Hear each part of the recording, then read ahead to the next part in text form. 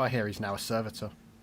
There we are. And on that note, hello, you beautiful people, and welcome to the As of Yet award-winning that 6 Plus Plus Plus show. I am your host, Chris. No Tom. He has worked for a whole 5 weeks and then thought, nah. So he is he's currently in hospital right now, having or dealing with some sort of chopped up leg. But he'll probably be back. He'll be back on TTS doing that sort of thing he's been doing for the last year, and we'll love him for it. But obviously, we wish him a speedy recovery in the meantime. But never fear, because there are some wonderful guests here to tell you how to become better at Warhammer in the next season. That's right. Right at the start of the show, we're making a big promise to you. We're going to make you better at Warhammer in this one episode. This could change everything. And who better to start with than the font of all knowledge, Mr. John Scrivens? How are you, sir? I'm all right. I've learned that TTS is a thing in the last few days. And I've played 4 games in 3 days, so I feel like I'm going to get better just because I'm going to force myself to get better. That is one method for getting better, is just, drag yourself kicking and screaming. So why are you suddenly embracing TTS so much? What's going on? So last year, my big observation when doing kind of the run-up with Team Wales was I wasn't playing enough. Like, looking back at it, I was like, I'm not playing enough. When I was playing in person, it was club mates, so there was varied kind of levels of competency/list.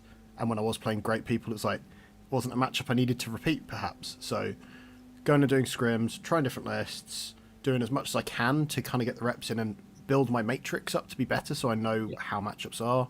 Just starting now rather than waiting till kind of the real run up. I was like, starts from the get and just see how far I can get them. Hopefully fight for one of our kind of playing 8. But we'll see. Yeah. It's all about getting those routines and habits in as early as possible, isn't it? Absolutely. And in the real world, have you been doing anything 40k related?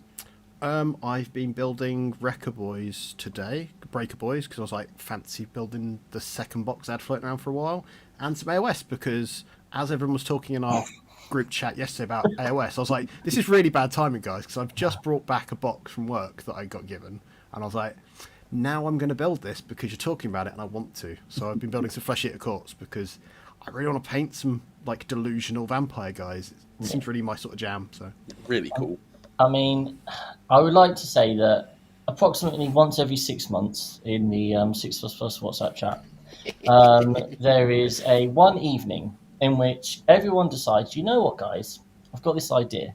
What if we were to do a video series in which we all started a brand new army of something? And everyone's like, yes, this is a great idea. This can't possibly fail.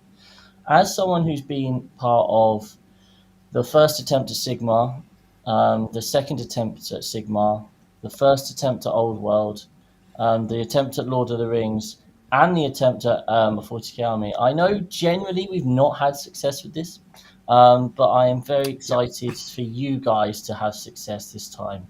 And I look forward to following that very closely. Absolutely. Anyway, enough of that. We've also got Mr. Ben Pokemon Pierce. How are you, sir? I am very good, Chris. Very good. I feel all recovered from LGT now.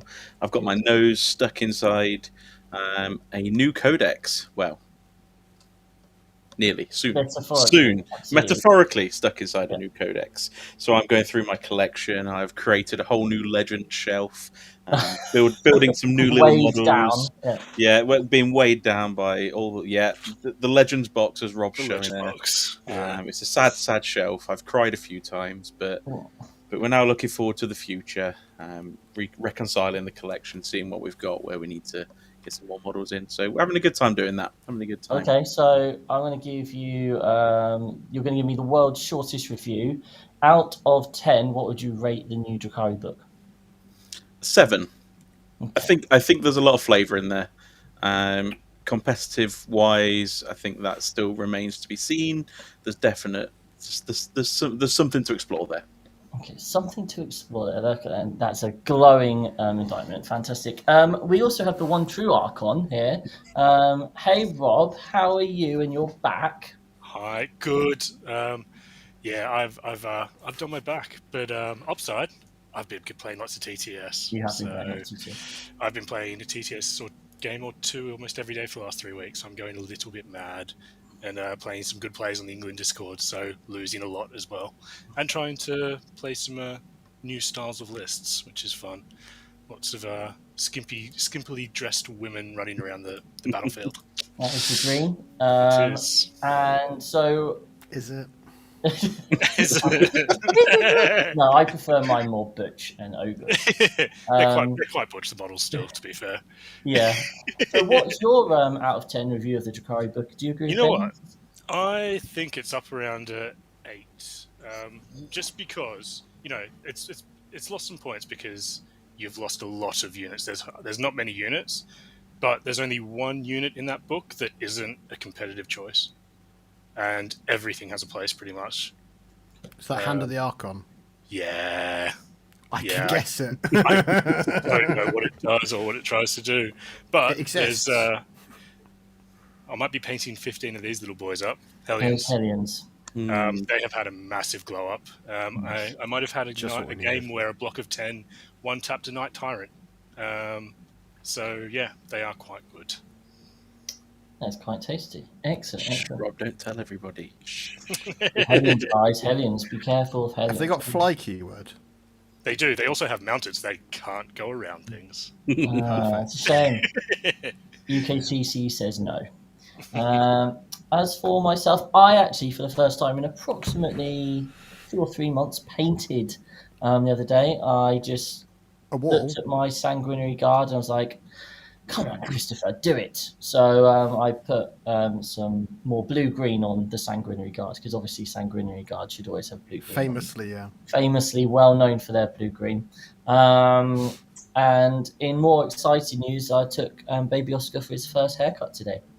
And he had long, luscious curls, and I was under very strict instructions to make sure those curls were still there. They're not.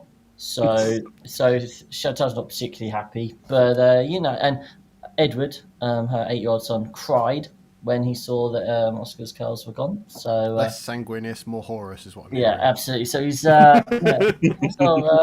things are looking good in the Toll household, but he's got a real haircut, boy haircut now. He's fun. Anyway, let's dive into the chat. So we've got Jerry here saying good evening. We've got Dave saying what a complete font.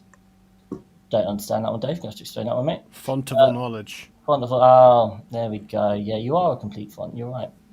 So we've got Dom there. Evening Spelled all. differently, The real Paul Bridge. Evening Trip Spaz. Jerry starting with Spearhead. Very nice. And Aidan obviously talks about the new book smell. We all love that new book smell. Ben wouldn't know anything about the new book smell. He's obviously just... thinking about the internet new book spell is what he's thinking about right now. Absolutely. Well, before we dive in, I guess we should probably do some self-promotion, because occasionally we produce videos. As always, don't forget, guys, that on Monday you can come and check out, usually, not recently, usually at 12 o'clock on Monday, you can come and find out what's been happening in the world of Warhammer with Jack Tite, Ed Watts, and Little Old Me. And we talk about all the sorts of things that have been going on. We analyse lists from YouTube members and all that sort of thing. So, and obviously it's live, so you can get involved, but you can watch it after the fact. Other than that, Scrivo, you interviewed the world famous Ben Pritchard, didn't you? Yeah. So the good Ben of the team. Because at the moment we only have one Ben, technically, right? Technically. He took a Company Hunters list, which is the Dark Angels bike detachment, to LGT and went undefeated. And we just did a video kind of running through how the matchups went, why he did what he did, how he approached playing the list, and then also how he's going to improve the list, hopefully, for taking it to Coventry. So really exciting. It was really nice to hear Ben's kind of take on it, because it's a detachment I looked at and went, I don't own most of those bikes. I don't really want to buy it all. Maybe, but no. And it's nice to see it succeed, because it's been a sad thing for this edition that kind of the Ravenwing look of army just doesn't exist, or didn't, and now does. So, yeah, just for the Legends pile to appear, because I can smell it. I can smell it's coming. It's really good. It's a nice video. it's such a cool detachment too. I played against him, like tweaking his list before LGT a couple of times. And it just does so much work. You don't understand, and you're like, oh, okay. Yeah. Oh, and then On you're dead. UKTC boards, you're like, Yeah. oh, I can't hide from this. So you say I'm Yeah. getting shot and charged turn 1 no matter what I do. Yeah, cool. Okay. good times. Very nice. Alex took the new Knights to LGT, so he spoke about that. I spoke about Grey Knights at the LGT, so if you're a Grey Knight fan or just fan of Knights in general, there's a whole world of fun times going on there. So that's all that's been coming out. We've got, if you are feeling spicy, fruity, you could look at our shorts, because Ed is firing out some shorts. You can even see Ben's incredible avatar of Kane there, which is completely flopping with only 66 views, Ben. So sorry. you've let us down. I'll try harder. But it is a thing of beauty, to be fair, guys. So make Ben feel better about himself. Please. It's probably doing fine on TikTok, I imagine. Jerry says, any chance you guys can upload the Monday show on Spotify as well? I had been considering it. I wasn't sure whether to do it or not. Sure, as you've asked so nicely, Jerry, I'll do that for you from now on. Not a problem, good sir. There we are. That's how nice we are. But in terms of other promotion, as always, please give this video a like. Make sure you comment on it to tell us how we have wasted the first 11 minutes of your life by talking about ourselves and just all the good stuff, really. Why not become a member? Because we have loads of members-only video. King of the Ping has just kicked off, which is a members-only tournament. Excited to see how that one goes. Any of you guys playing in it? No, I'm not this time. Excellent, good. Right, well, we have nailed that. Sorry. Absolutely. I lied and said yeah, but I'm playing in other places just to mix up a bit. Thankfully, it is still our most oversubscribed event so far. I think it's 45 people doing it or something, which is pretty awesome. Yeah. And then all I know is my Discord notifications are just constantly. Every league is constantly talking about arranging their games and looking forward to playing. So, And there's stuff to watch in the Discord as a result. Yeah, that's too much stuff. So we are actually over 900 people in our Discord now. So if you're not a member, go and check it out. Link in the description. But anyway, let's get on with the show. So as you can see from our title, we're talking about seasons, and we're at the end of one. We've just finished the UKTC season here. ITC's just wrapped up as well because LVO's just done. So this seems a perfect opportunity for us to think about how our last year went and then how we can use that to push on as players. And what I like you for following along at home, this is a great opportunity for you to kind of do the same things that I'm asking these guys to do. Because then, hey, maybe this time next year, you'll be like, man, remember that one episode which Chris hosted, which changed my life? Wow, here we go. So I'm going to start the ball rolling with a very simple question. The first question is, I want you to tell me 2 things that went well last season. Okay, so we've just played a whole year. This could be a result. This could be a particular game, like you beat Vic VJ. This could be that you achieved a personal goal, something you'd set yourself. We're talking about competitive or playing here, not hobby goals. Okay. So let's start with Scrivo. What went well for you last season? So my season was actually quite a weird one in as much as I played a lot less. So one of my big goals was to help try to build our kind of team's community. So I organised 4. Well, there's 4. There's the 4th one coming, but invitationals. So I was running a lot more events as a result. So I was trying to find my joy in doing that sort of stuff and to kind of make everyone else have somewhere to play. So that was a good success, I think, was kind of making those things happen. Apart from, I think, one where we didn't quite hit full people, like 22 players. We managed it the other 2 times, and I'm going to do them again next year. So it's something to build on, I think, which is nice. So. Okay, cool. So kind of there was more of a organisation TO type aspect. In terms of playing, was there any successes for you last season that you were happy with? I think generally the fact that I was enjoying playing, because the year before I put a lot of pressure on myself, and there was times where I was playing games going, why am I doing this? I'm not enjoying the situation, and so I've kind of found my love more for the game again. So Absolutely, and I think by it's playing gonna be, less, weirdly. yeah, and I think it's going to be really important as we kind of enter these discussions. We're going to talk about different types of targets, so it's going to be really important to have a variety. Cool, Ben. 2 things that went well for you last season. Ooh.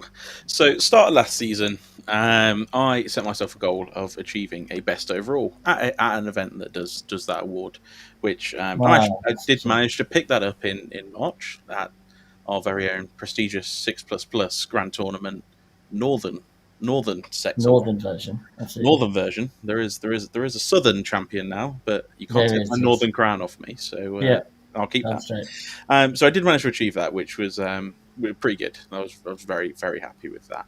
And then I also won my first GT this year, which I wanted to be competing more this year. This was sort of definitely my push Yeah, myself, be a better player. I can do the sporting, I can do the painting.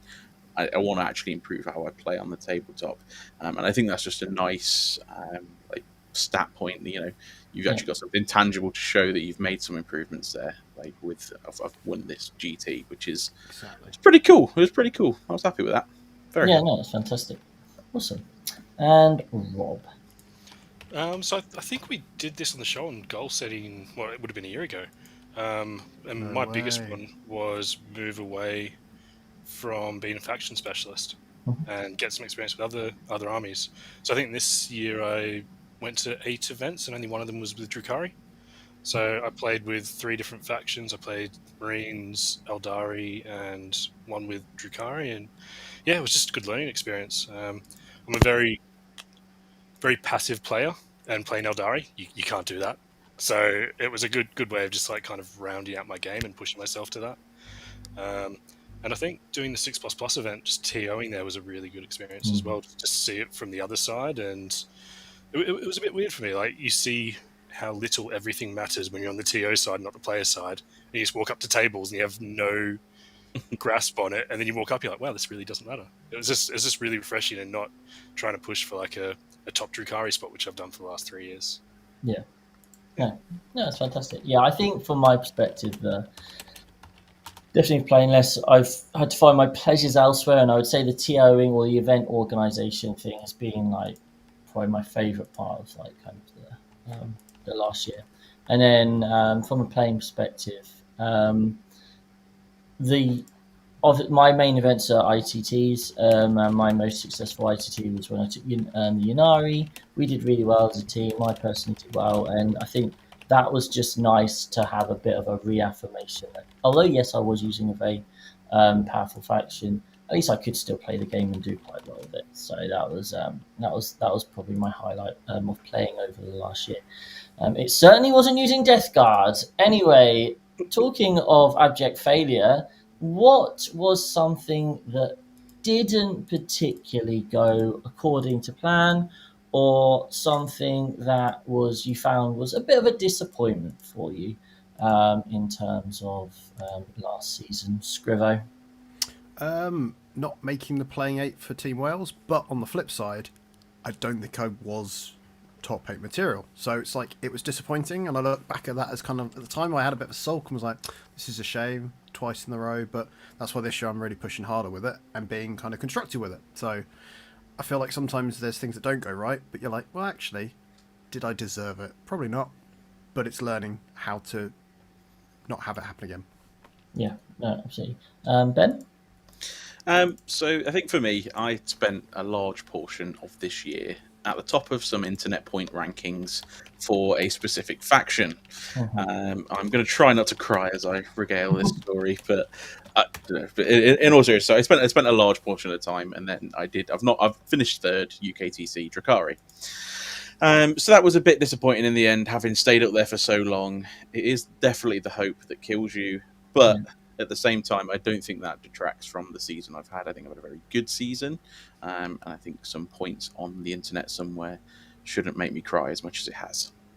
That is entirely fair, and we will talk on kind of the idea of how to set goals and that sort of thing. Obviously, we always have these numerical values and that sort of thing, but yeah, sometimes they can lead to disappointment, can't Absolutely. they? And Rob, was there anything disappointing in your season? So probably going back to my goals, it's how poorly I performed playing new factions. So picking up a new faction with a new playstyle, I wasn't just going for one like I'm used to with Drukhari. And then suddenly, I think I got one of my events, I was a 2-3. It was just a bit of a reminder that if you don't have the reps and you don't have a natural playstyle with a list, you don't get the results. Yeah, it was a good experience doing it, but it was a bit frustrating at the time. Yeah, no, I can fully relate, Rob. I mean, there's the phrasing "do as I say, not as I do," right? So, for me to take Death Guard to a huge event, a team's event, we don't let down your team, do all the things that we would tell or teach anyone else, like don't take someone who doesn't know their faction, who doesn't know the play style, who doesn't know the matrix, especially into a field of people who are fully prepared for your faction. Like that would be a really stupid thing to do, and then to do it because you're like, yeah, but it doesn't count for us, right? And then, oh look, it also failed. And that was following the highs of the previous ITT. That was an incredibly humbling and frustrating experience, and I was disappointed for myself and also in myself, I think it'd be fair to say. But hey, it's provided a high amount of banter for everyone in the team and across the internet. So hey, isn't that fun for everyone?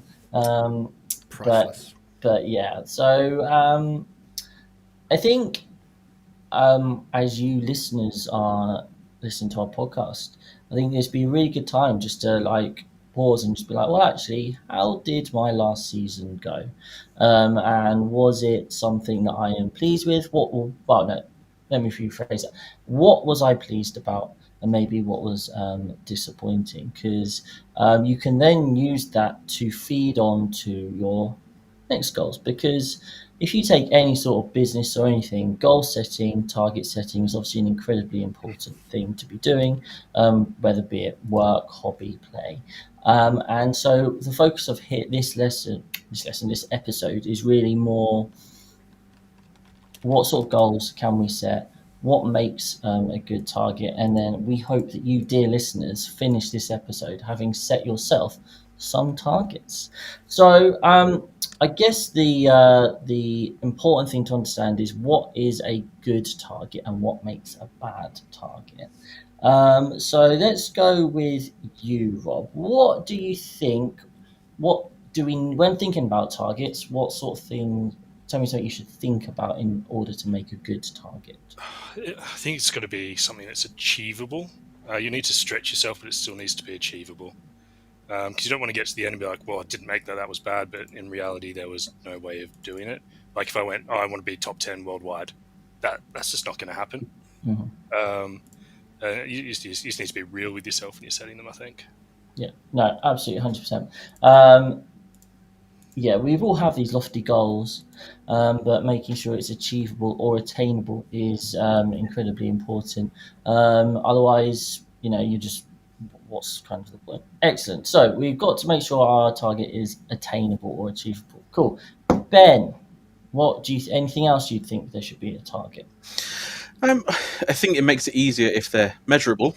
So you can track your progress along there.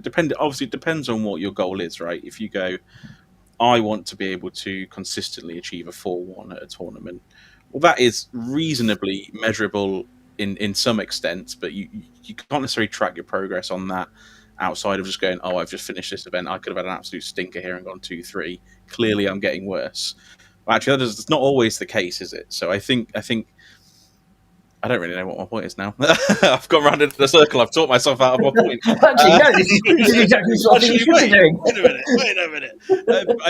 I think if you can set a method of measuring your traction with what your goal is, that might make it a little bit easier to focus your attention, I think.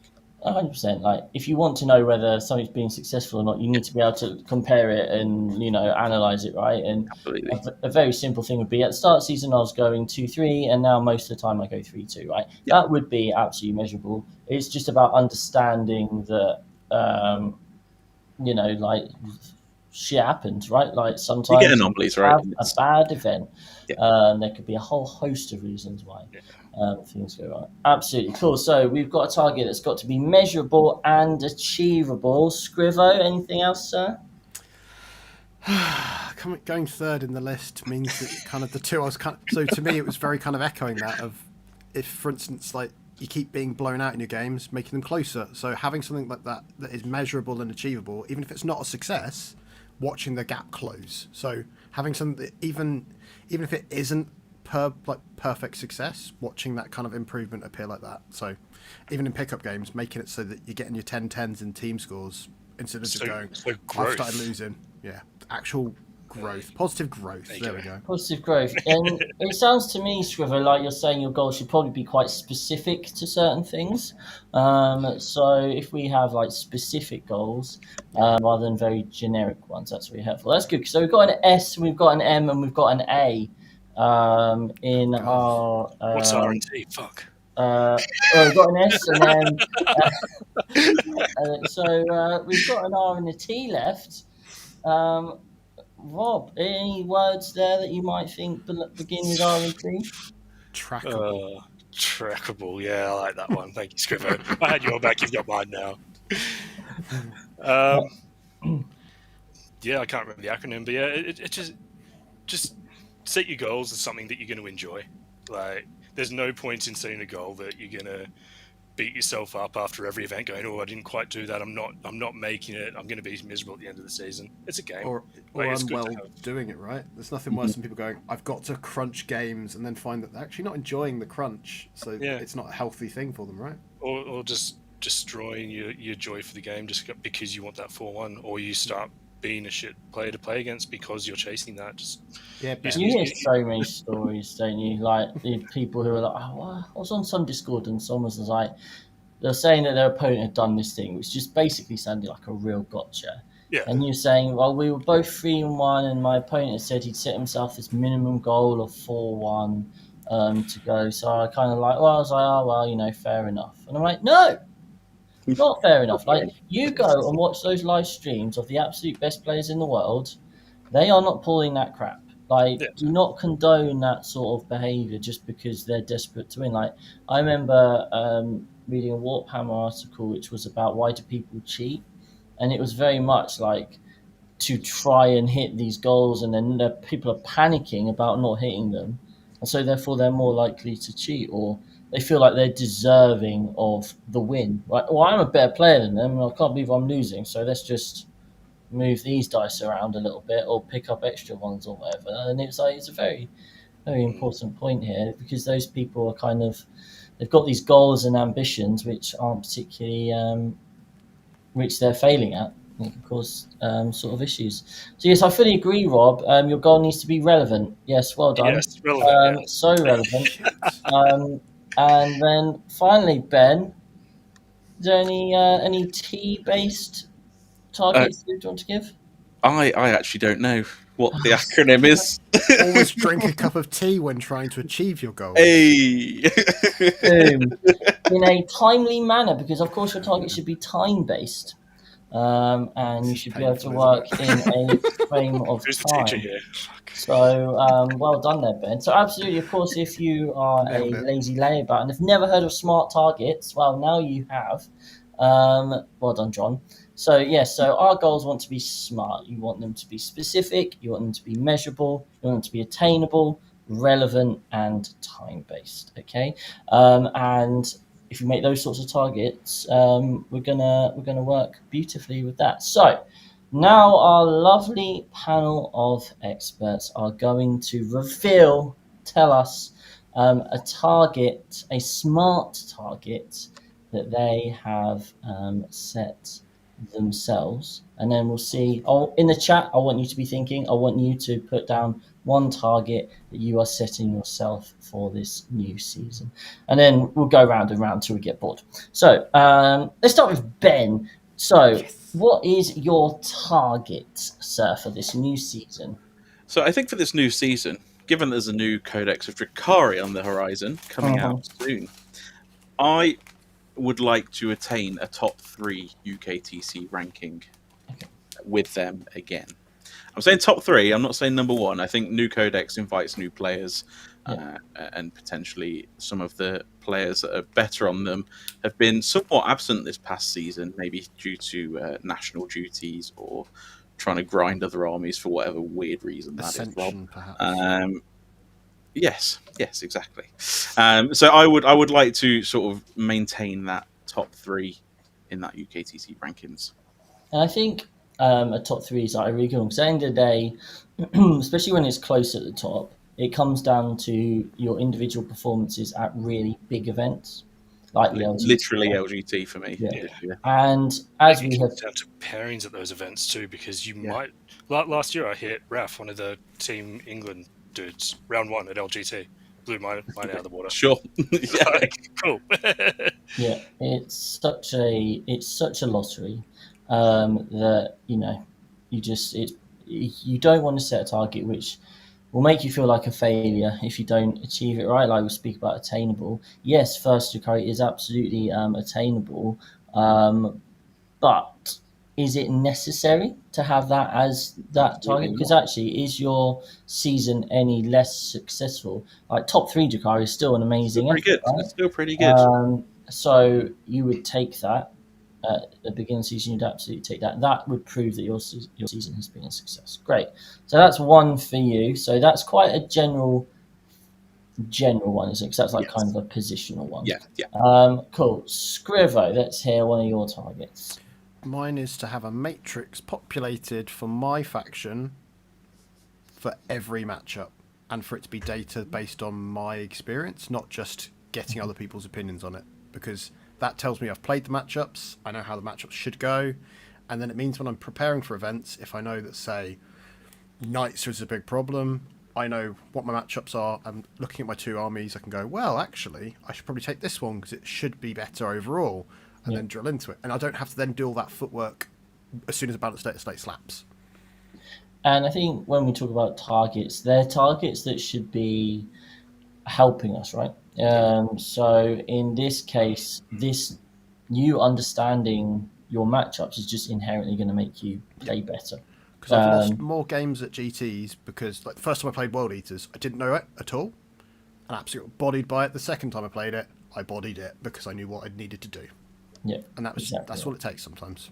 It's like a self-fulfilling prophecy. Let's make targets that make us better. Oh, look, we achieved our other targets. Amazing. Good. Excellent. Like that. Rob, what about you, dear sir? Should I skip over a boring one then do a real one? Because go on.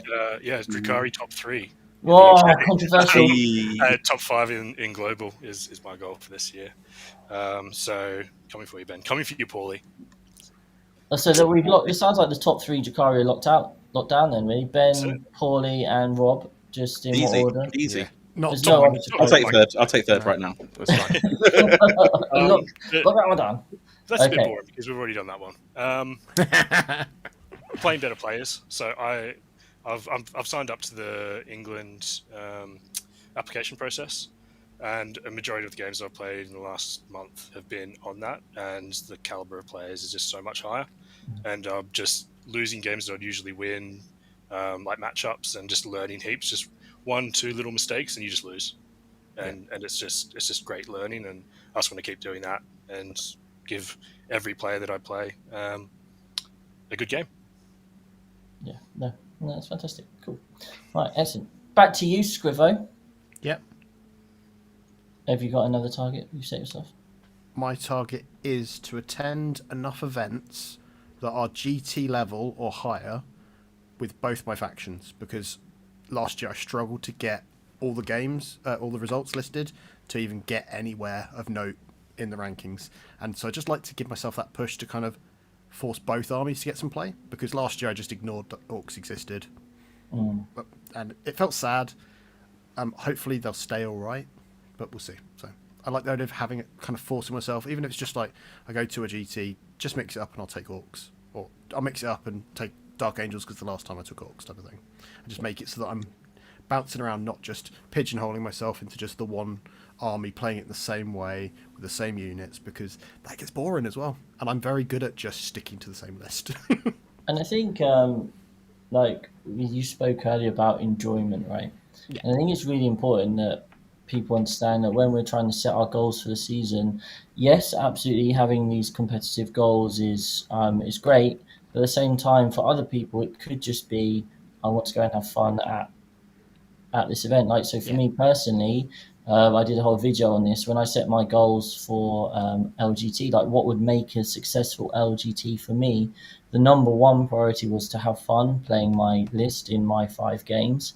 And I did have fun. I really enjoyed the style of the thing. And therefore I was able to take myself away from the fact that, yes, the results in terms of single results, they weren't as obviously what I would, in theory, want to be achieving. In teams, they were kind of what I'd expect to achieve. But for me, I had fun and I enjoyed playing Warhammer again, which is something I hadn't done at my previous event. And when you don't get to play as much. So for me, my targets are all based around kind of enjoying my play as compared to and being good at team stuff. Those are like my targets compared to these Dracari specialists here who are hunting for top dog. Ben, any other targets you set yourself? I think to echo what you just briefly touched on there, I think teams is something I would like to work on a bit myself, perhaps understanding that pairings process a little bit better, making a better account of myself in those teams and understanding what my role is, by trying to understand overall what every role is in a team. I think as we move, like you think, when we say this all the time, but you think about what the ITT was like, even like 3 years ago, compared to it now, where every team has got a laptop and every team is matrixed. And I mean, we always reference, was it 2 ITTs ago we played, or 3 we played against, or there was a team about who had entered their first ever ITT. They'd matrixed every single team there. Now, I would personally recommend that, but like the level of seriousness like teams are taking now, teams has really, really lifted off. And I think maybe for a lot of people out there who haven't played teams before, maybe a good target would be to try and get involved in teams. There's only one person I know on this planet who isn't as big a fan of teams as other stuff, and we even got Davey along to our last one, didn't we? And you know what? I think he had a good time. He did have a good time. He enjoyed it, but he just won't admit it to the wider population. Absolutely, he's got to say face right. But nearly every 40k player you play against who has played teams will tell you teams is their favourite way of playing 40k, and there's a huge wide range of reasons for that. I think having those sorts of goals to get better at like either the pairings process, that could be asking your captain, can I do the pairings for this next round?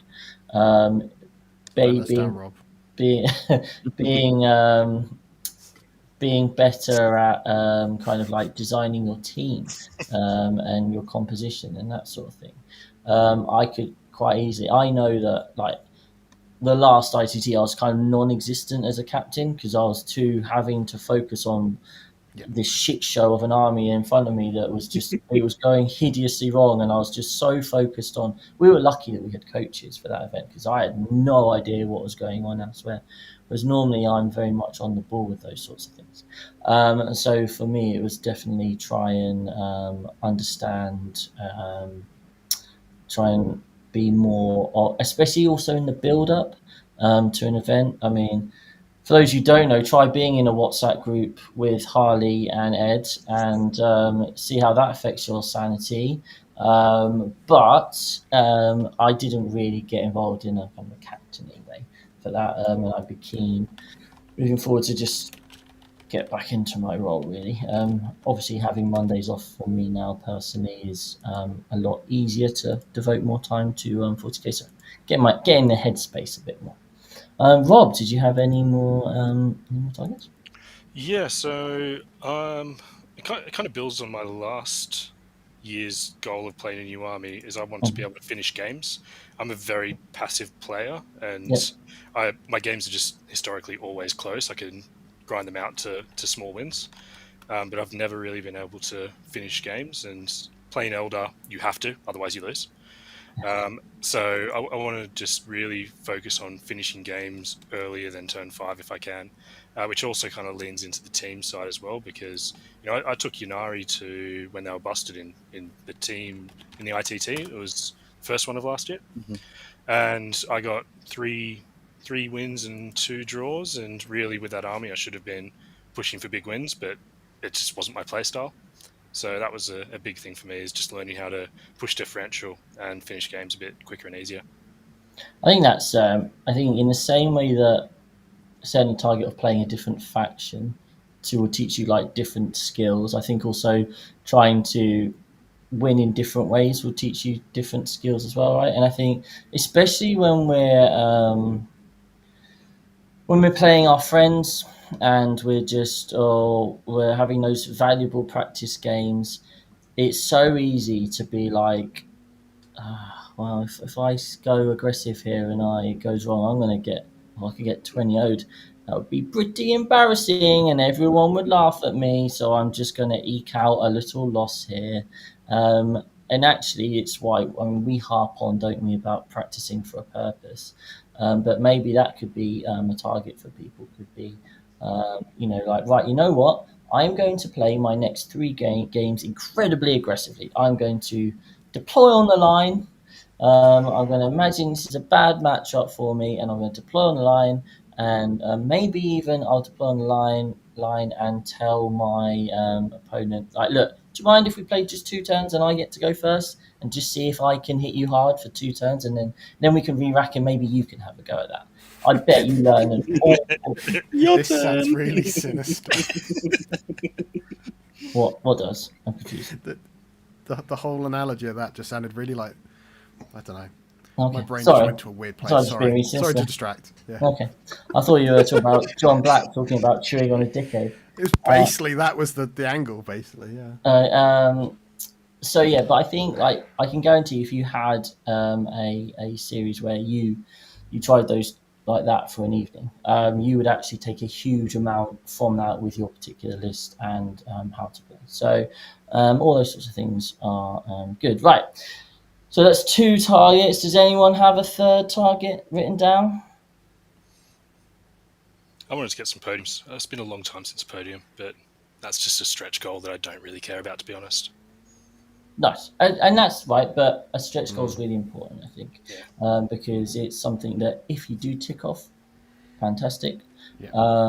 But at the same time, it doesn't necessarily matter if you don't, right? And as we've said, like, we can all have a stretch goal of win a GT. Like, Ben, hey, at the beginning of the season, you were like, you know what, I want to do better for me myself personally. It would be great if I win a GT. It won't be a failure of the season if I don't. Yeah.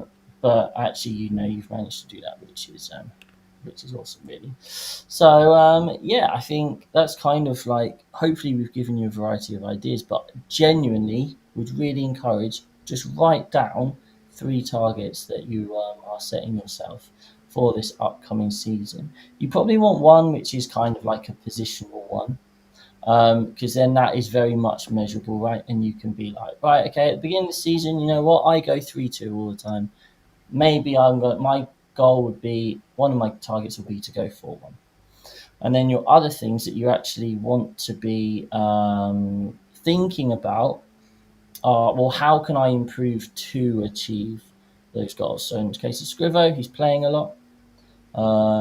I imagine in Ben's case, he's got a nice Archon chat to be constantly talking about Drakari things. And I'm very keen, especially on us as a team 6++ this season. We've dropped down a bit, right? We came 11th in the UKTC rankings, so we dropped out of the top 10 when our goal was actually top 5 this year. In terms of our team's performances, yes, Alfaris have done well, but I'm keen for the other teams to do better. And I think in order for us to do that, we need to work better and prepare better as a team of 15 and not just as a bunch of individual fives. I think we let ourselves down with that sometimes. So that's my kind of goal for the team in terms of this upcoming time. And yet that extends to your faction friends, right? So all you Archons are in this nice chat. You're sharing your ideas. You're bouncing ideas off each other. You're trying to work together to create these high quality lists and take down the meta. So yeah, all right. John Black has a question. Do any of you look at your game playing process at all? I'm one of these people with loads of gadgets and accessories to try and help, but in London I was getting so fed up trying to set up and using my clock to do so. You guys gadgeteers? Accessorizers? I have tokens. That's about it. My dice tray has my dice in tens, so just from speed, I can go. I've got 40 of this type of dice. If I pick up all of them and drop out 3, I know I've got 37. It just speeds me up. I don't have to think. That and the measuring gauges for like 9, 6, and 3, just so I don't have to get my tape measure and go, oh, is this distance quite right? Just anything to just stop the kind of, I'm not sure if that's a 9-inch charge or not, ambiguity. It stops arguments as well. Yeah. Yeah, I think it depends on you as a person, really. I mean, some people like that cool feeling of the tape measure. Other people are like, here are 5 9-inch rulers. Let's see if we can fit into the space. But although the game is incredibly precise and movement and measurement based, it's quite easy for that to completely overwhelm your process. And actually, I suspect most of you guys, if you are asked, right, here's a model, I want you to put your unit 9 inches away, I reckon you'd all be pretty close setting it out 9 inches away, because that's just muscle memory. And the more you play, the quicker it is. And obviously, sometimes when you start measuring a load of stuff, that kind of tells your opponent what you want to do. And thinking, like, just playing, and even it's just like, when you're playing your game, like look at distances and be like, I estimate it's this. Just get into the habit of practicing estimating distances. Yeah, then you can measure it if as and when you need to, but just work on building up that gut instinct will help you to eyeball things a bit more, which will hopefully in turn save time. So much stuff as well can just be done with your opponent. You set up, and then you get halfway through your movement, you're like, where's my deep strike going to go? You just ask your opponent, is there anywhere in your backfield? Can you just check that place looks about right? Can you just check for me while I do the rest of my stuff? Having those sorts of discussions is so important. I agree. He says 2 by 5 and 1 lot of 10 dice, 1 10 BS markers, 2 6 3 1 sticks, cards, tokens, clock, tape, win dice, CP dice, etc. etc. Yeah, that's a lot of stuff, John. Got a lot of stuff going on there. Shout out to J Mouse, celebrates 14 months of membership. Oh my, that's over 1 year. Main goal: Legend. when I'm fucked by turn 2, don't give up. Is that drinking more beer? Is that what this is? Just keeping going. That's Sam Boyle in disguise. I think that's a wonderful thing, and I think if you only ever placed singles, I think it's definitely a habit you could get into. I don't know if you do play teams or not, but if you don't, then that kind of really things. I have to stop playing for points and just do daft stuff. I mean, hey, if that's where you get enjoyment out of the game, if you get out of enjoyment because your warlord went and punched their warlord, and I lost the game, but I won the warlord battle, then, and that's why it's so important to work out what you want to try and get out. And sometimes that's worth it, right? I played a game of Kill Team on Friday. If I did nothing with my last activation, I win the game. Instead, I do a charge, which gets me a draw, but we had a fun little interaction because it didn't matter. And sometimes just saying I got a win in a pickup game, does it really matter? Yeah. The amount of times, like turn 5, you're like, cool, we know what the scores are. I'm going to send and try and kill something. This is a fun way to finish the game. Yeah, it pissed me off the entire time. Absolutely. Ed says, send it, Rob. It definitely finishes the game. It does. Yeah, I need One to- way or the other. One way or the other, definitely. Yeah. Jay says, first team's GT last weekend wasn't great performance, but great fun. Absolutely, mate. And the more you play, the better it is. And actually, you'll find you become one of two people. Generally, you're one of those people who really enjoys being aggressive and creating those big differentials, and that's where you get your thrill of teams from. Or you're like Rob and myself, who just like to grind out that disgusting 8 to 9 points and gets a lot of satisfaction from losing. Which is I a think bit. my favourite ITT, I lost 4 games. Yes. But it was against Broken Eldar, and I got 8 points out of Eldar fairly consistently. I was like, cool, Exactly. this is a win. Yeah, because you're winning together you and did. losing together, which is lovely. It's not Because as you're lonely, still right? having a positive effect on the team, right? Yeah. Like that's the important thing. Like you say, oh, okay, I'll take this matchup that no one wants, and or I got 8 points out of it. Like that's a huge win, I think. And hey to Sam Dunn, who says, hello all, thank you for keeping me entertained on my drive home. Always a pleasure. Now the wife has let me put you lot on the main telly. Ooh.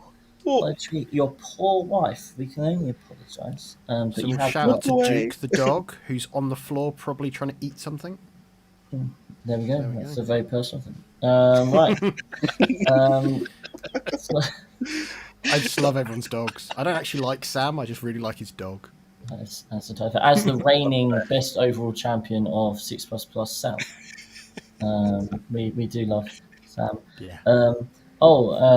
This is a complete unofficial announcement, but if you do like going up north, 28th of February / 1st of March would be a good weekend to keep free, maybe just potentially as a little aside there.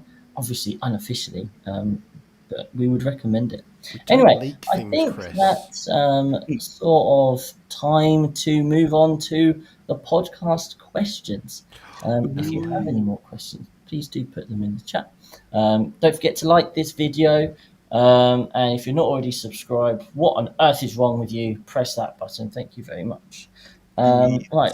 In the Discord, Theo says, I can't think of any more dumb and silly questions to ask for this stream. That is so disappointing, Theo. Is it because Tom's not here? Is that He's not got the It's venom not in the just throwing bile. shade. a little bit of a scope, Theo. He's like, Tom's not here. What's the point? Don't even like you guys. Right. But we do have a question from Ultimate Funk, who says, when I play sports, Dave plays sports very loosely. I like to warm up on the day of the event to make sure I'm not going into the game completely cold. Stuff like a few overs in a net or taking some catches, playing small-sided games, etc. Obviously, anyone who's ever played sport knows that you warm up before you go and play sport. Why on earth would you not do that? When I go and play golf, funnily enough, there's quite a big difference between me having 20 minutes at driving range beforehand and me hitting that first ball having not swung a club all night. Now, he says, I find that when I play GTs, old world these days, it's not really real, is it? But whatever. But the point is, I find that I make a bunch more errors in game 1, like fall for traps, miss interactions, etc., than games 2 onwards. Have you got any tips for on-the-day prep that will help me start games fully ready that isn't playing a 500-point game against myself in the boot of the car? So, poor Dave, he wants to learn how to warm up more so than warming those fingers up, I imagine, in the morning. How can you go to an event and be in the right headspace to perform at your best? And this, obviously, we would say in the build up to the event, rep your list, get a good night's sleep, practice deploying your army, all those sorts of things. But he doesn't want that. He knows all that stuff already. Yeah. He wants to know what can he do on that Saturday morning. He set his alarm. It's 5:30 a.m. He's absolutely exhausted. He's there. He's driving to his event. He wants to be in the best position that he can be to play. What have you got for Mr. Dave? 4 cans of Monsters and no breakfast. It's the only way. Boom. There we are.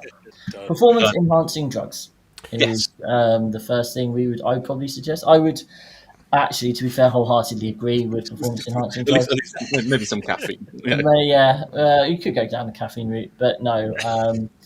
Obviously, there is a reason why caffeine does help perk your brain up, and getting some form of wake me up substance to start. You know what? One time, This one time at this Chris one Camp. time at Bandcamp, I actually bought. So there was this company that was making tablets for esport gamers. Can't remember what it's Yeah. called.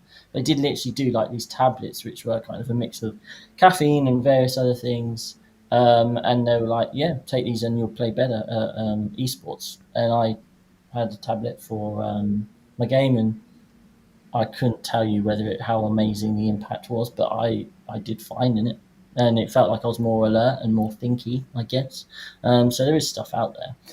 It's obviously I reckon it's a market for suckers, isn't it? All those 15-year-olds who are like, I want to be better at FIFA and Fortnite, so I'm going to pop this pill, and it will make me cool and better at the game.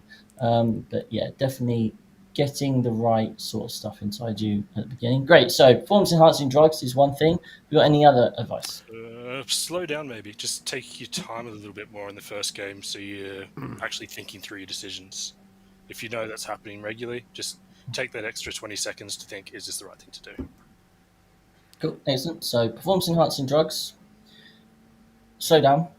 Screw. I found there's 3 things that I tend to find benefit me best is getting a really good night's sleep, because traditionally if I travelled up to an event on the morning, absolutely knackered, get to the event, really anxious, really stressed out, really knackered, that is not the best way to start a game. So as a result, I often stay the night before and then play a practice game the night before as well if I can, but still get an early night.